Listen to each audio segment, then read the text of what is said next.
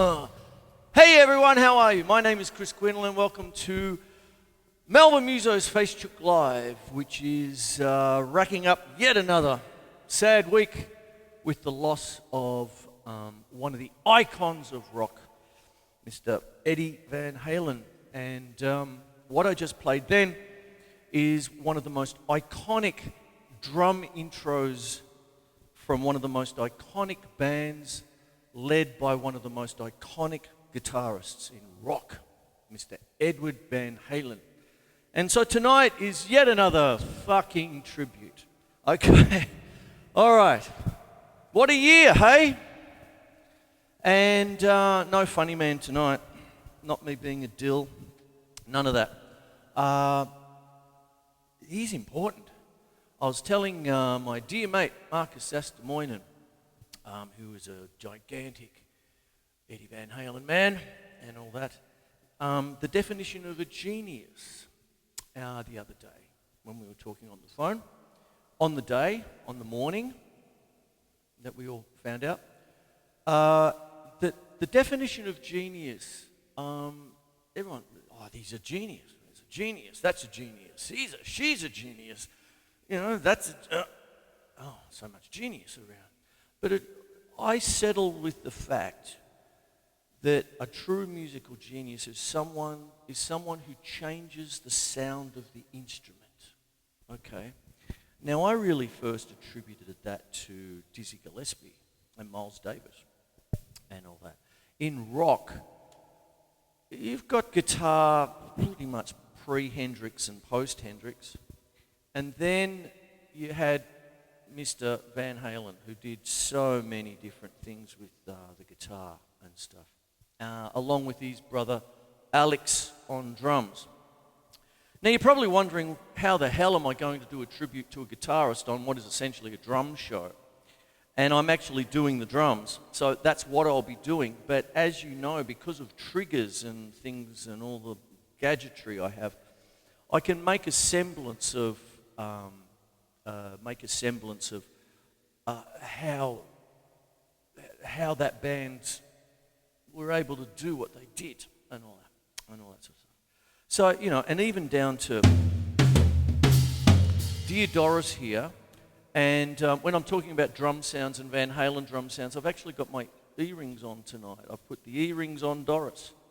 Hi Doris, do you like your earrings? Sorry. They were a funny band. You're allowed to crack a few jokes, you know, on what is a incredibly sad time. And what it is, oh man, what a band.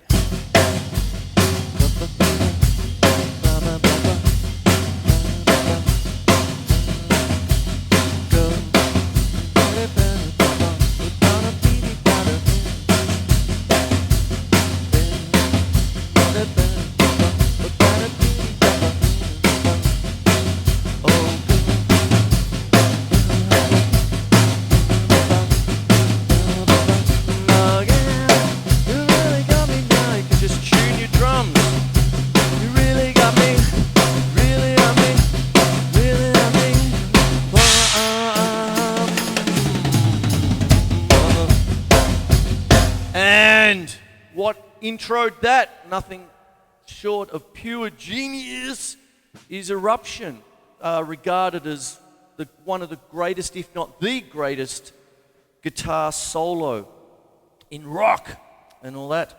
So what I'm going to do tonight is take you through a few tips, of course mainly drums, but I want to try and do an adaptation and a tribute to the great man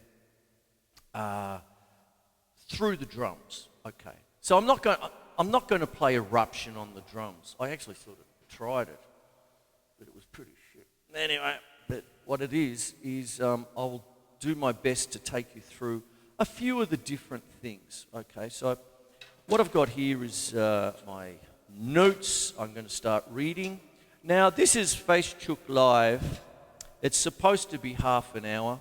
It usually isn't. When I did the tributes to Ginger Baker, Neil Peart,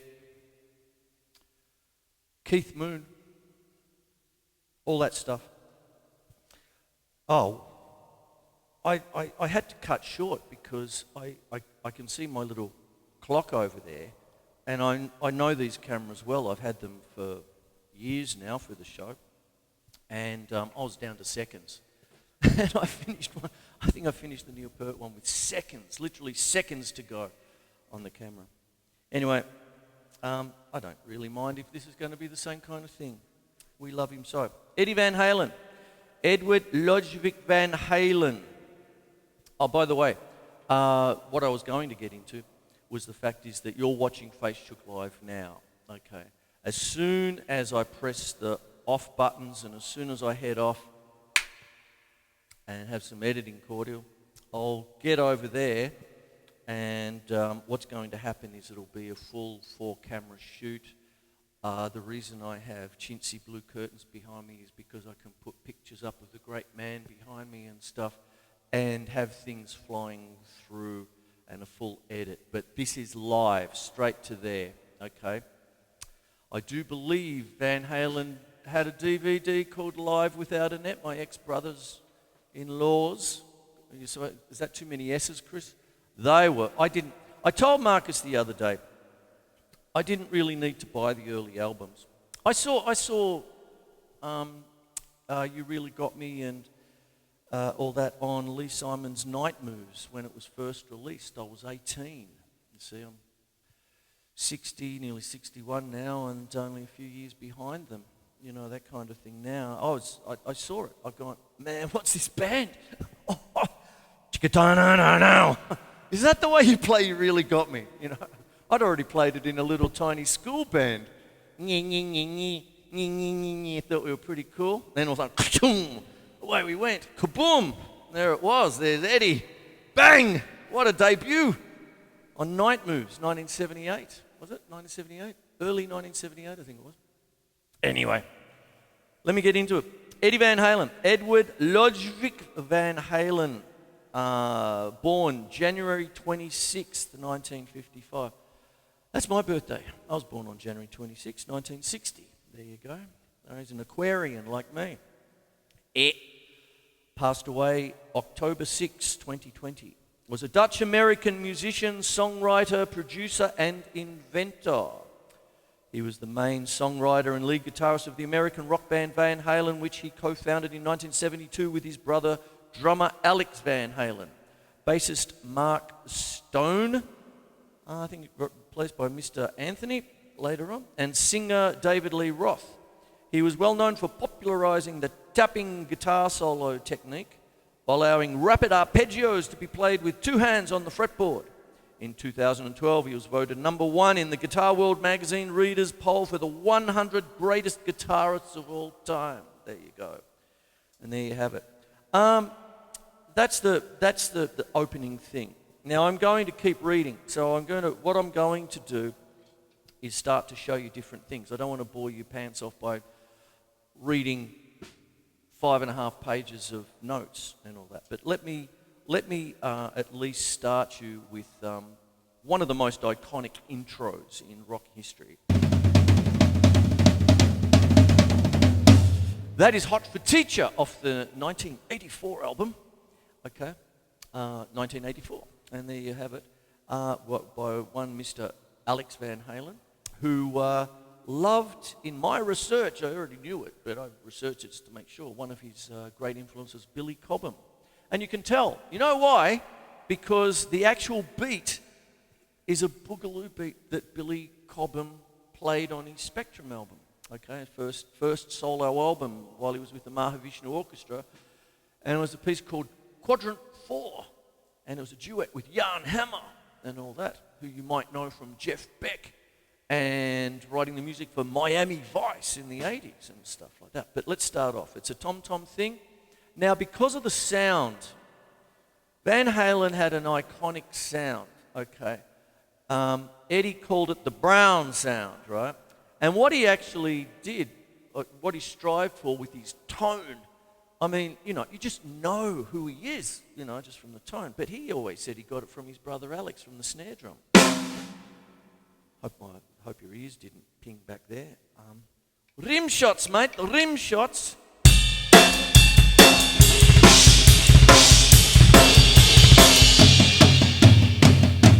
And what they had was this iconic drum sound, iconic guitar. You just knew who they were.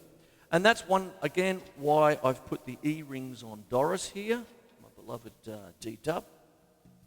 And what it is it starts off with... And for all intents and purposes, is he doing that on the bass drums? Oh my God, you know, that kind of thing. But it was tom-tom stuff. So, you can do it as a herta, which is like it's a sort of a newish name for a rough, you know, when you're doing single stroke rough. One of Alex Van Halen's other great influences, and of us all, was Buddy Rich. And I've got Buddy Rich's book of rudiments right past that camera there, right there, mate. And that's way before the standard or the 40 pass rudiments and all that sort of stuff. There was no such thing as hertas and all that sort of stuff. That all started to come around in the 80s and all that. I'd have been teaching nearly a decade and going, what are all these newfangled rudiments coming? Isn't that just a rough? You know, like, quickly speaking, a rough is any number of strokes played with single taps. According to the Buddy Rich book, so, you know, don't argue with me, argue with him. So if we're going to do a 5-stroke rough, it's right, left, right, left, right. Left, right, left. So on it goes. So on like that. But a roll is a double tap. They can't. So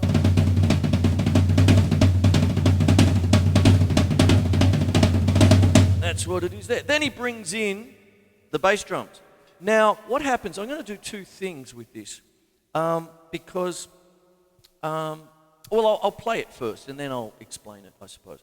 So you get the tom-tom bit going, and what he's got, and what's happening with that sound is that you listen to it, and it's like, wow, what an intro, you know, sort of thing. A pre-gent's gent, debonair gent, Marcus, there you go. Gent. All that. I'm improvising on this. I'm not doing exactly what it is. You go on off and listen to it. Then the feet come in.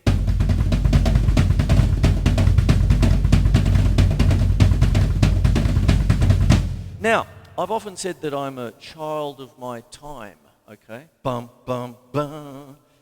Deep Purple in rock, 1970. There it is there. And what I mean by that is that I have a tendency when I'm doing double bass drum work I tend to lead with my left foot, a la John Bonham with the hi-hat, you know, a la where the tambourine comes from. I just say all my influences, you know. Oh, no, it's mine. Nah. John Bonham. There it is there.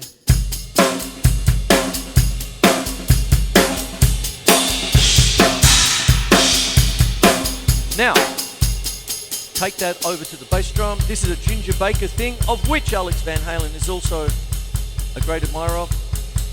So that's my left foot. I'll tell you what, there it is.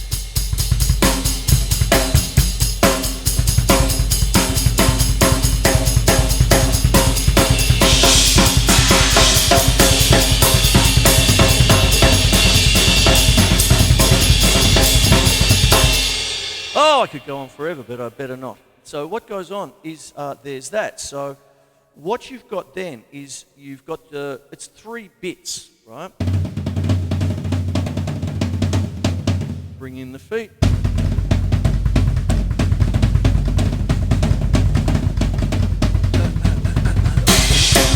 Then you're into that.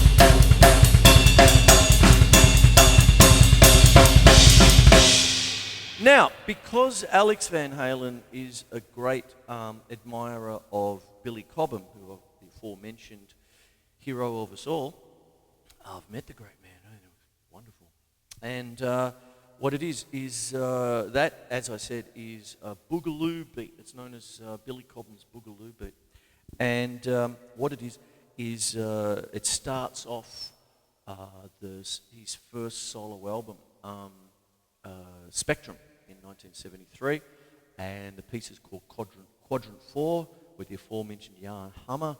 And as they started off, started off, there's that wonderful little commentary. You try and hear them talking, and you can hear Jan Hammer saying, "What are we in again?" Billy Cobham's there going, "Six! It's everything you wanted to know about sex." That's a quote from a Woody Allen film, everything you wanted to know about sex. Gene Wilder was on that. He fell in. I'm getting off the track talking about Gene Wilder, back into Young Frankenstein stuff. But what it is, and then Cobham started. But it's in 6. 1, 2, 3, 4, 5, 6, 1, 2, 3, 4, 5, 6, 1, 2, 3, 4, 5, 6. Now, the Van Halen brothers, Alex is, I just want to tell you too, as far as bringing it straight back, because I'm talking about influences, okay? And just going, wow, and all that. So what's actually happened is that as far as the history of the Van Halen brothers, it was actually Eddie that started with drums, and Alex played guitar.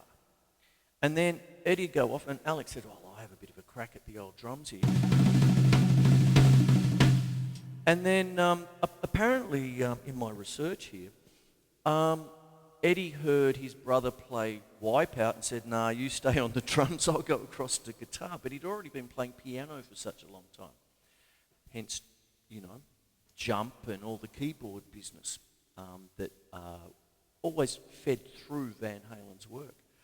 And he started young, and there's a term that maybe you don't know or are aware of, is an autodidact or autodidact. And what that means is, it's a little bit like what I do, is he just went off and did his own research. He didn't need a TAFE Cert 4 to do this, or I'm going to do this. He just went off, and he just played all the time. And he was studied, what's that clip with 2.5 Men where he did the guest appearance, and he comes out of the toilet. So you never know when you get the experience, or get the inspiration, that kind of thing. And I think a lot of us know that. We literally play all the time, right? Now that's not, it becomes natural. It's not like, get up and practice, or anything like that. It's none of that. You just do it. It becomes, there's something about that. It just becomes everyone, sort of thing. And once again, I was talking to Marcus about it the other day. It just comes naturally. You just play. Why is it such a chore to try and rack up 10 minutes a day in between lessons? I mean, you just play. It's what it is. It's life itself. That's why we revere them, because they take us somewhere else. We don't have to worry about the screaming in the next room. You don't have to worry about all the bullshit that's going on at the moment, right now, that kind of thing. You just go off and you play, and you come in and you go. The difference between me before I played drums and then after, and the difference between before Face Chook Live and after Face Chook Live, with a few bevies, but what it is amazing. I mean, it just goes, and that's why we love Eddie Van Halen so much, and that's why he loved Eric Clapton, which was, he's always said, his main influence, but it was actually, he always sort of says, but it's really kind of like Jimmy Page's Craziness and Heartbreaker, where the tapping came from. And he never said he invented it. I saw some tapping very early on with some jazz players. I've even seen Joe Pass do it at Dallas Brooks Hall with Oscar Peterson and all that. And, just harmonics and bits of this. And there's a YouTube clip floating around as well with an Italian guitarist going in the 50s. But what he did with it, and it's just the same, because this is a drum show, it's just the same as the Moeller technique and the Gladstone technique, two of the iconic drum teachers for my home instrument, drums, in the sense that they never said they invented it either, but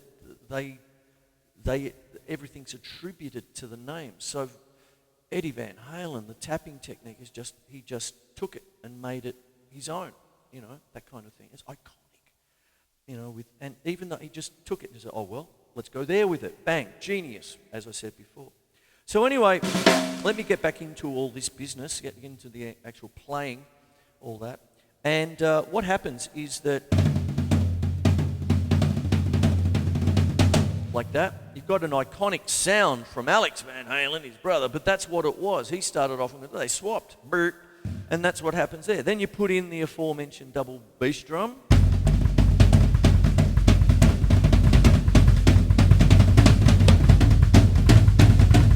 Then you hear the little extra toms coming.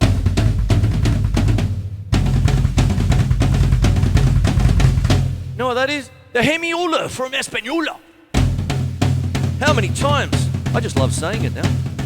Sounds like something you need a cream for. A hemiola is the feeling of playing. It's essentially 3 against 2. You're playing 3 and 2. Like, nice cup of tea, nice cup of tea. Give it a bit of spice.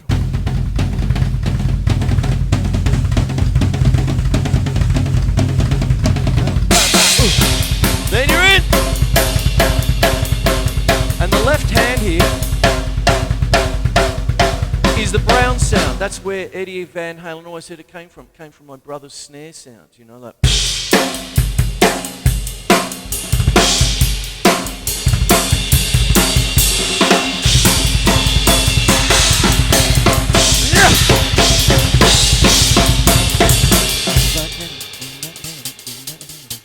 I don't feel tardy.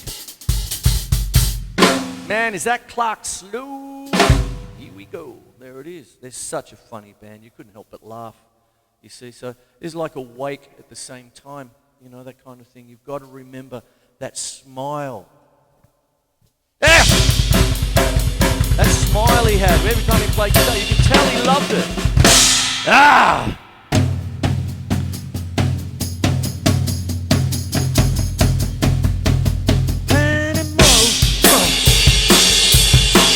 Oh, how many?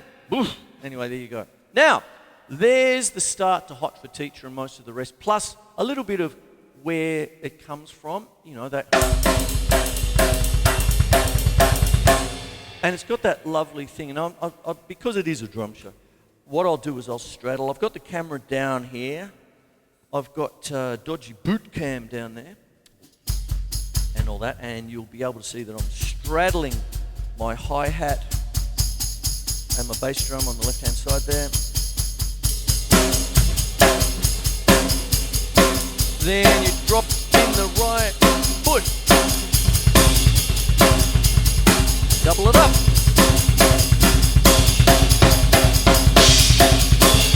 Oh.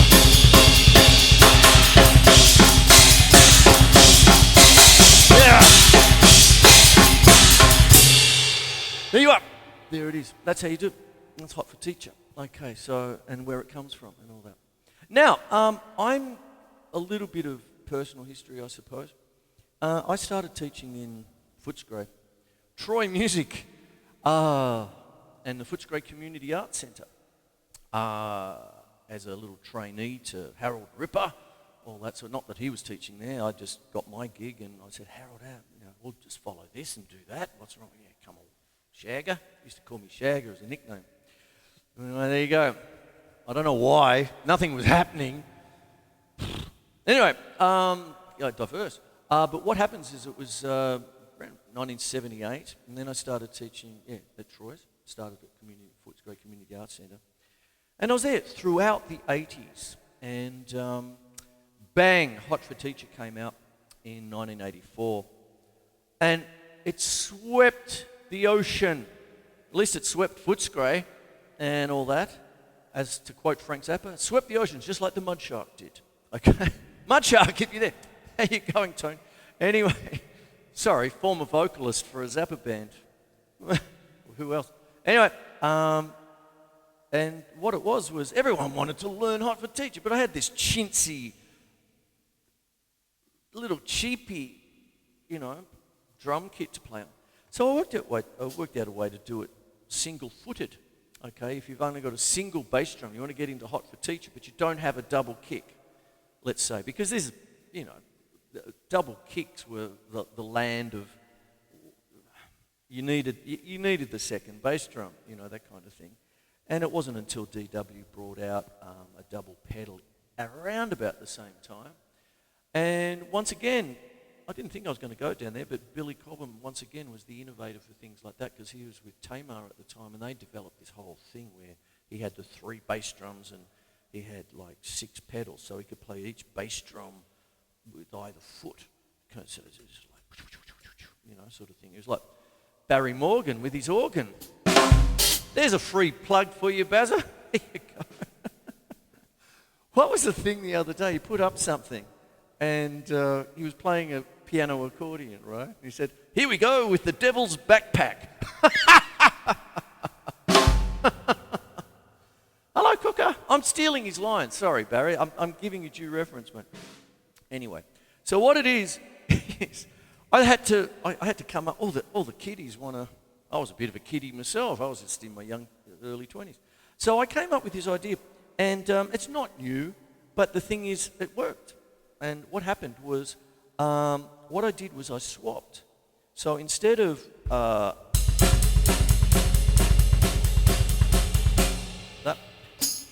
I only had the hi-hat. So I do my normal left foot biz, and instead of the ride cymbal, I put it on the floor tom.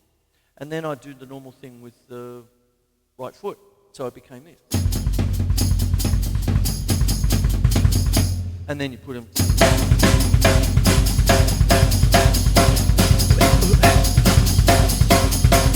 And it's good if you splash the hat. Make it sloshy.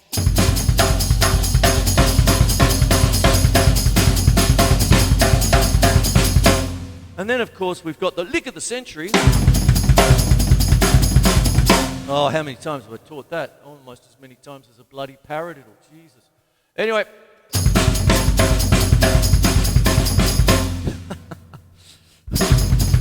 But what happens if you take it out, put it in, out, in, out, in. So you.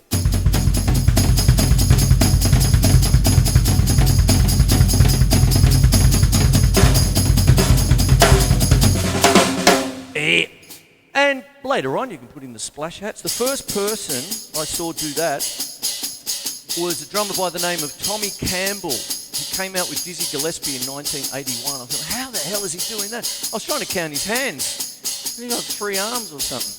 So it's like, Out.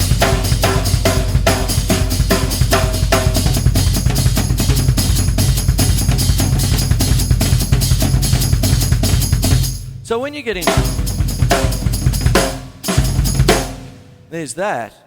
Then what can happen is you can bring it back, you see. So you can bring the left foot back to your left pedal.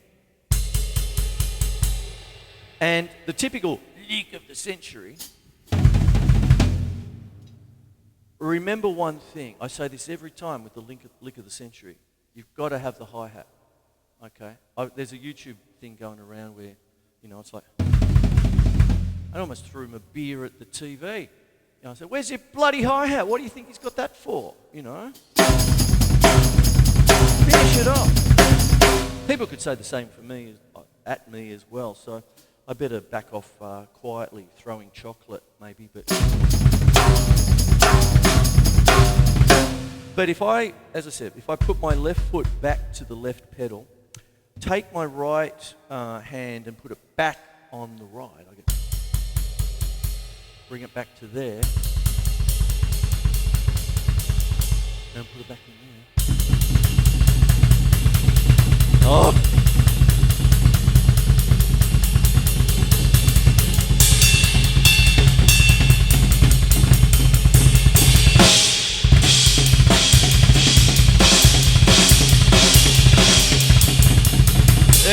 Oh, yeah, I could do that all night.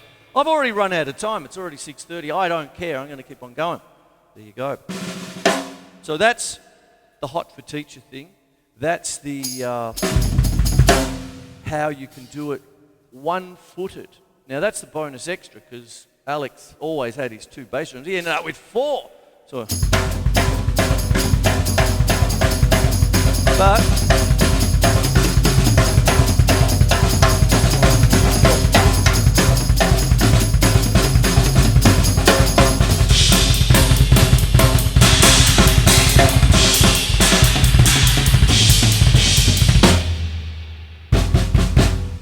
there it is there.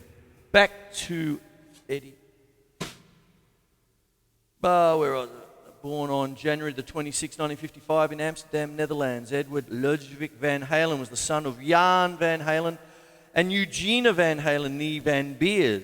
Jan was a Dutch clarinetist, saxophonist and pianist, and Eugenia was an Indo-Eurasian from Rangkasbitung, I hope I said that properly, on the island of Java in the Dutch East Indies, now Indonesia. That's how Tom Waits pronounces it. I did that last time. Indonesia. The family eventually resettled in Nijmegen. Oof, there you go. In 1962, the Van Halen family moved from the Netherlands to the United States, settling in Pasadena, California. Both Eddie and his older brother Alex were naturalized as US citizens. The brothers learned to play the piano as children, starting at the age of 6. They commuted from Pasadena to San Pedro to study with an elderly piano teacher, Stasis Kalvitis, who was quite famous in his own little way. There you go. So there's that little part there. It goes down. I've actually jumped it a little bit because the next paragraph was actually how they swapped instruments and all that sort of stuff. But they formed Van Halen in 1972, and they were called the Combs, wasn't it? The Broken Combs.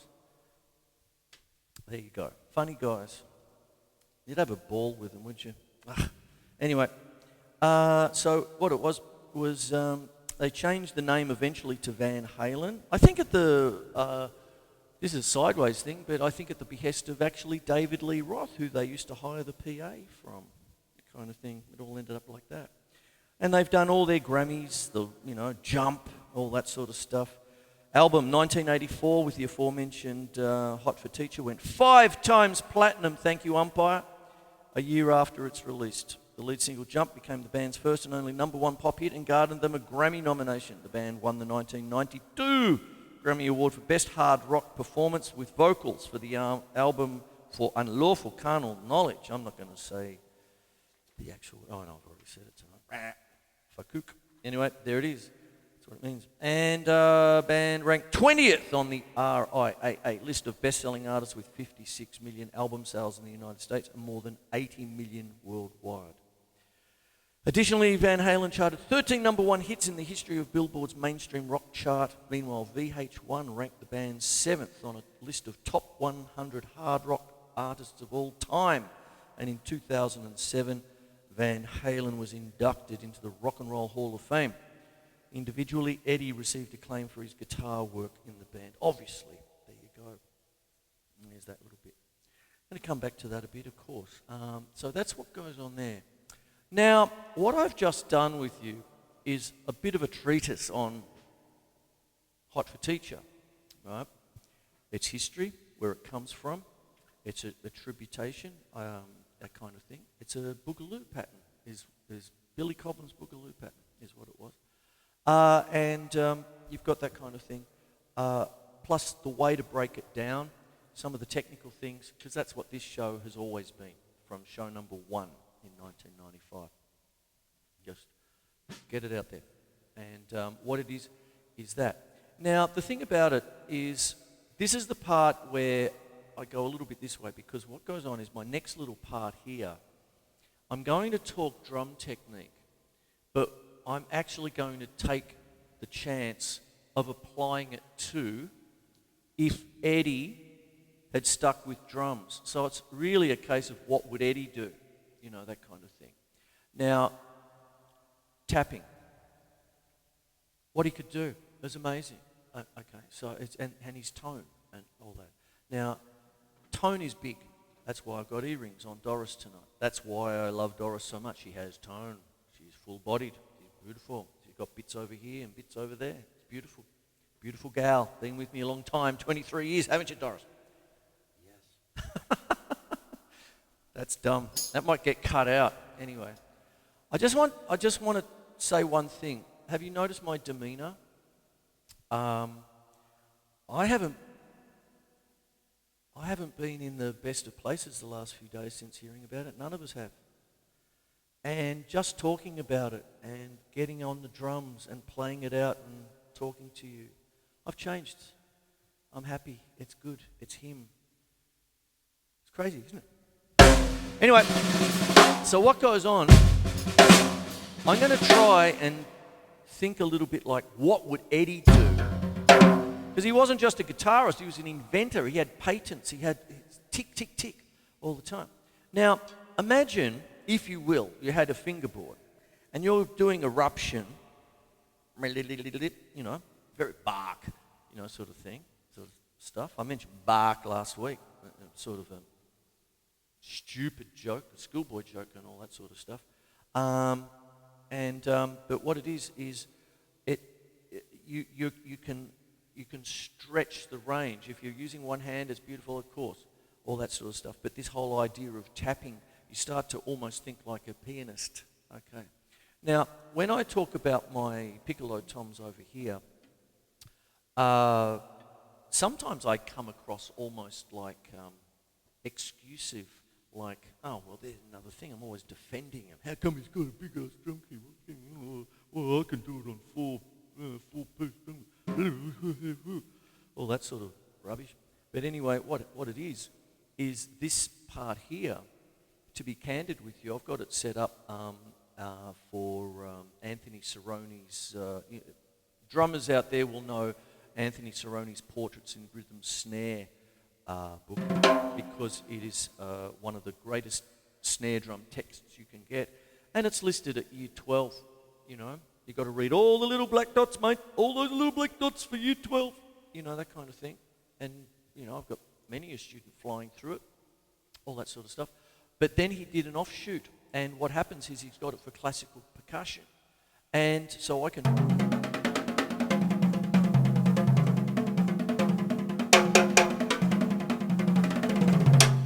Now, Eddie Van Halen with his tapping thought of it like, oh, it's piano. So is Terry Bozzio. His humongous kit, he actually thinks like a piano.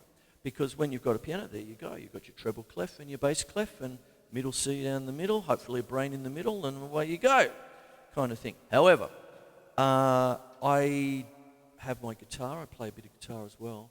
So I think of this like 6th string, 5th string, 4th string. So I've got a pentatonic there, right? So it's think of it like 1, flat 3, 4, 5, flat 7, octave. And my snare drum, I can do requests. I've done it before.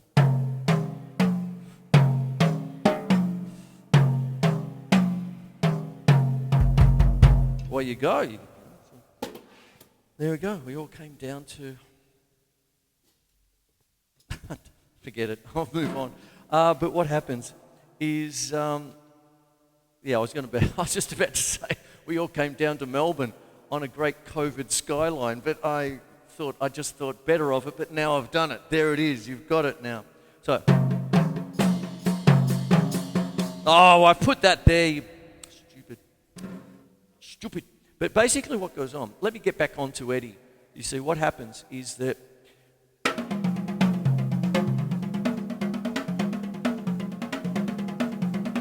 that's the tapping. Let's think of that as his tapping finger, right?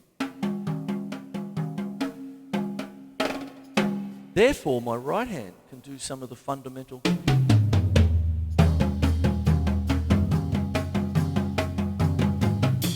Oh, bugger.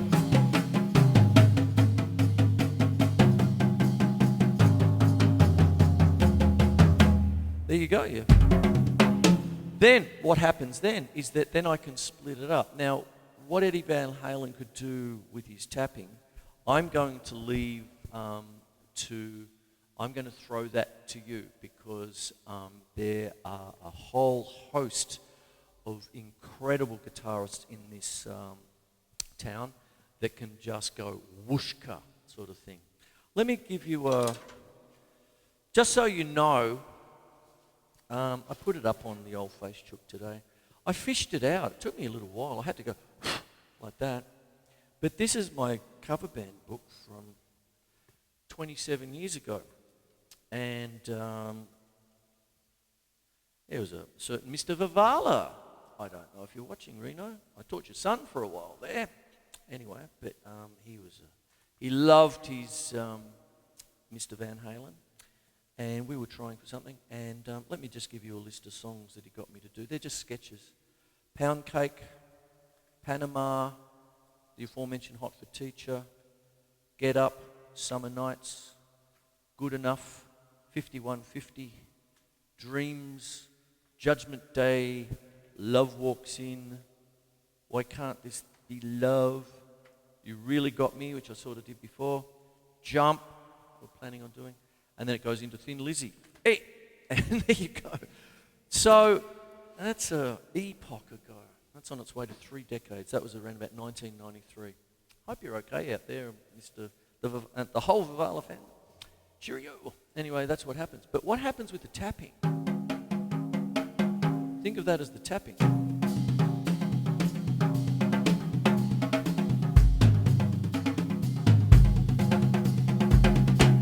Now what I'm doing is, from a drum point of view, I'm splitting rudiments. So I'm just going to quickly go down. Let's do the paramadoodle. Okay, here we go. Now you've got right, left, left, left, left. Okay, now I'll do this real quick because I'm sure you're bored as muck with it. But what happens is it's right, left, left, left. Now do you notice that there's 3 bits?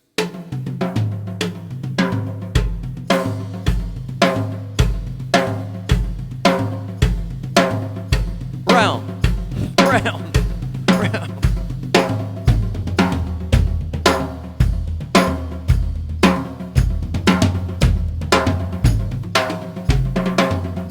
There you go. You see, so it goes on. What happens if I did that with the left hand?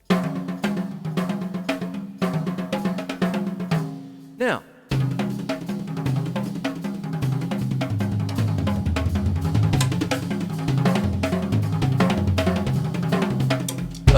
where did I go with that?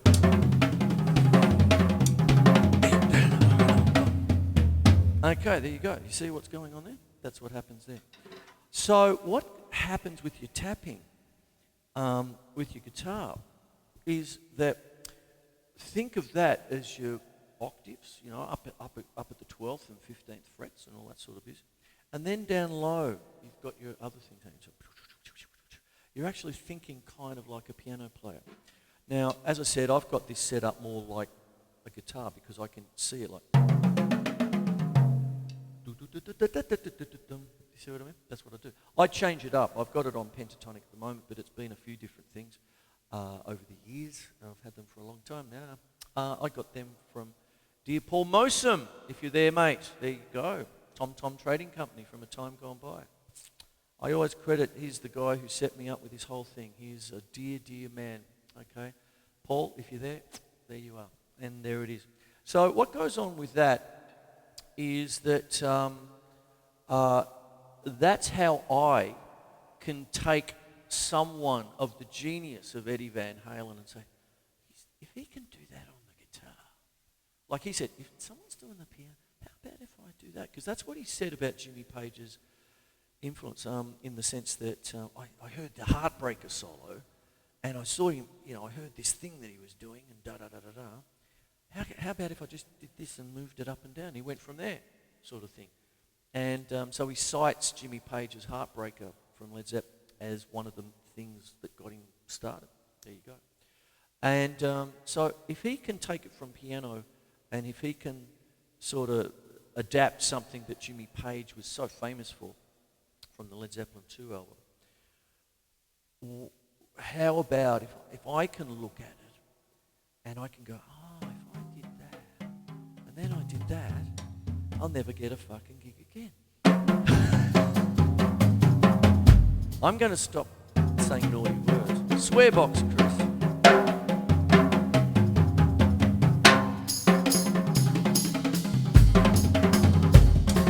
I usually, when I'm not talking Van Halen, I'm usually talking about this as a contrapuntal exercise. I actually did it just last week, in the sense that it's almost like once again we come back to Bach, Johann Sebastian Bach, and all that, because you can.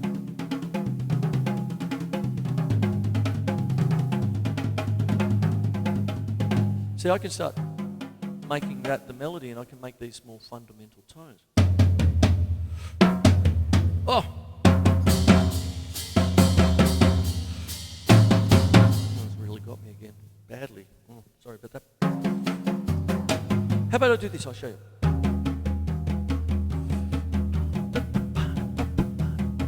Upper pedal.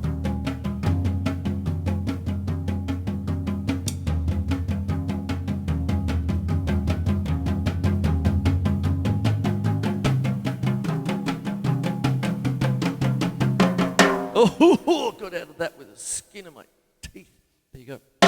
Now, I will start wrapping the show up a little bit because I'm starting to look at tape. I could do this until the cows come home, but tape is, tape, how old am I? I've only got an hour, so before things start getting, batteries start running low and stuff. Anyway, I've just finished talking tapping. That's that part, all that. I didn't really need to do it. I wanted to make sure of everything, and more to the point, I suppose, if anything, I was trying to just confirm what I know about Van Halen. That's how we did it, things from the interviews and all that. I'm just going to go down the track of pickup selection, why not?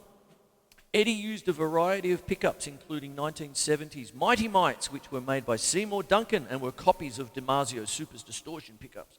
Eddie also used Gibson PAFs, one of which was rewound by Seymour Duncan in 1978.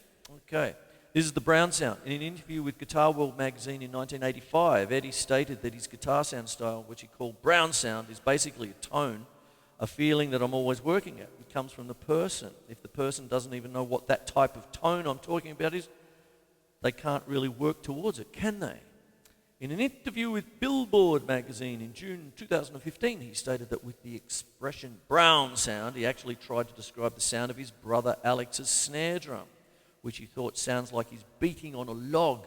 It's very organic, so it wasn't my Brown sound, it was Alex's. There it is there. And there you have it, sort of stuff. And there's the man, okay. We know about how he's been fighting, or was fighting cancer for so long, all that, and that kind of thing. I'm sorry, I just got to, I won't get distracted with that, but I think some people out there might know why I'm just going, bloody cancer, what is that? What is it? What's that all about?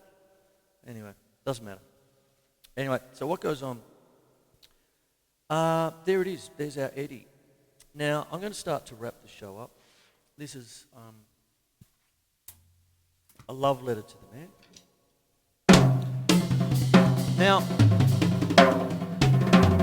this is not quite Van Halen, but this is absolutely influenced by Van Halen, by what I sort of was talking about with these, those, everything in between, all that. I really don't know why I get a bit defensive about dear old Doris, because Alex's kit's way bigger than mine, that kind of thing. Good old Alex. 4 bass drums, mate. Did he use them all? Were they linked together? I don't know. Was it all just for show? I don't know. See how we go. Anyway, but what happens is, one of the things, you saw my little cover band thing, but it actually went even before then, because there's a few albums that I've never needed to ever buy. And when I was a kid, it was Dark Side of the Moon by Pink Floyd, because no matter where I went, whichever mate's place I went to, it was on in the early 70s. I'd say, here's Jethro Tull. They go, stick that. Back to Pink Floyd. Let's put metal on. Again, watch my big brother go out and smoke that cigarette to metal. What? What do you mean?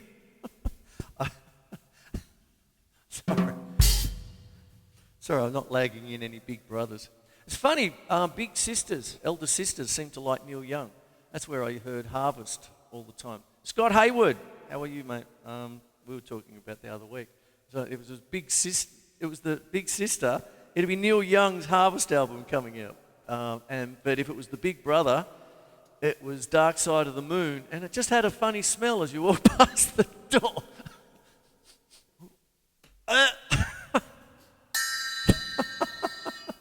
Doink. I better wrap it up. Anyway. You can't think about Van Halen without ending the night laughing and smiling at David Lee Roth's antics.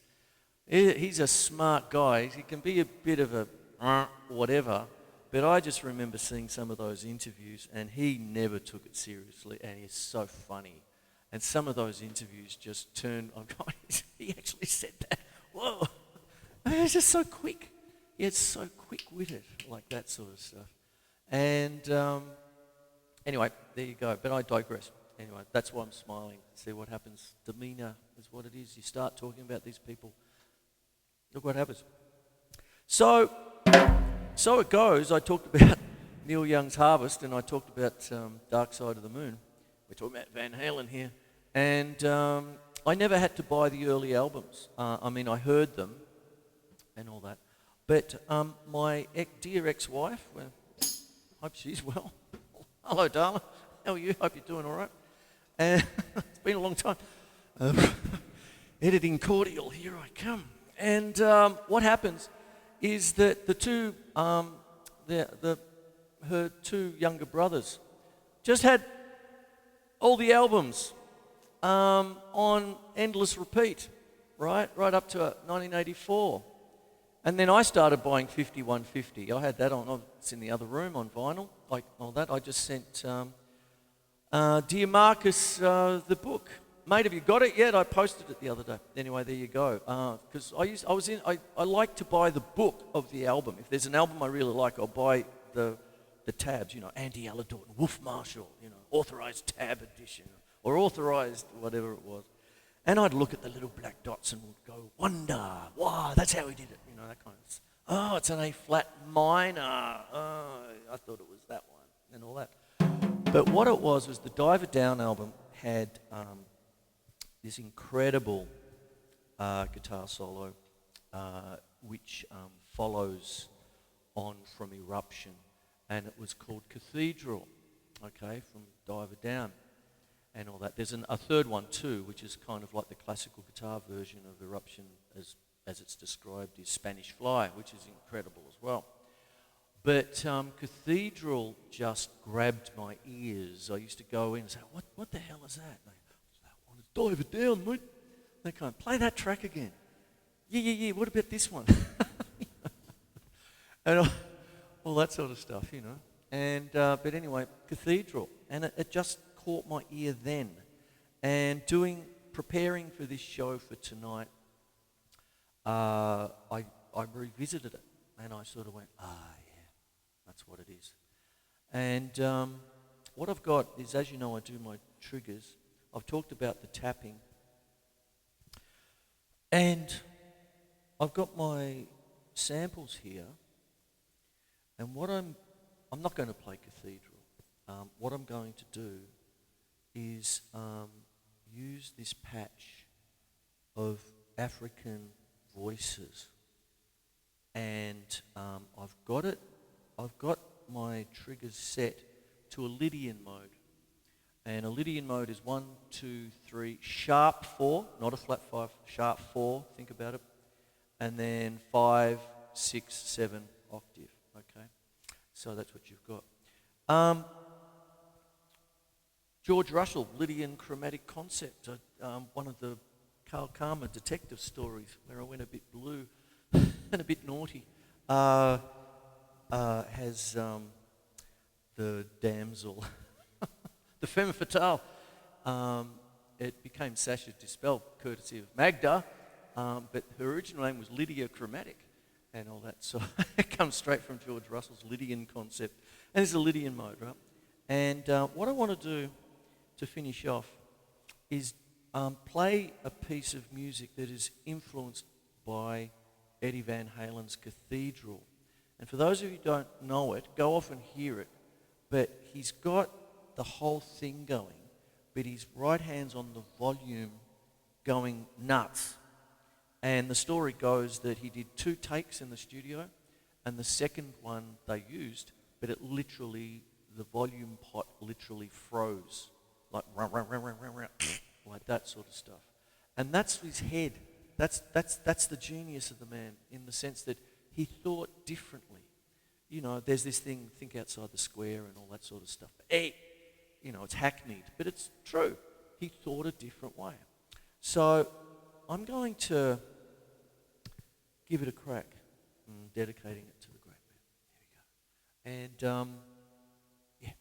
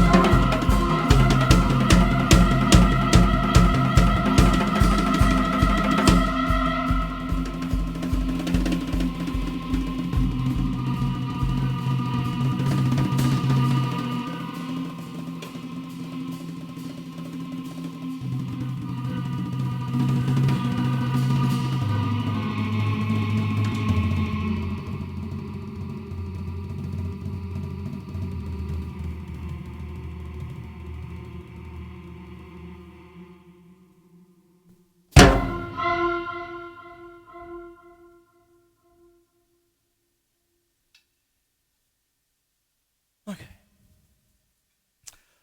My name's Chris Quinlan. This is Melbourne Musos Facebook Live, Eddie Van Halen, and I'm off. I'm going to have a drink now.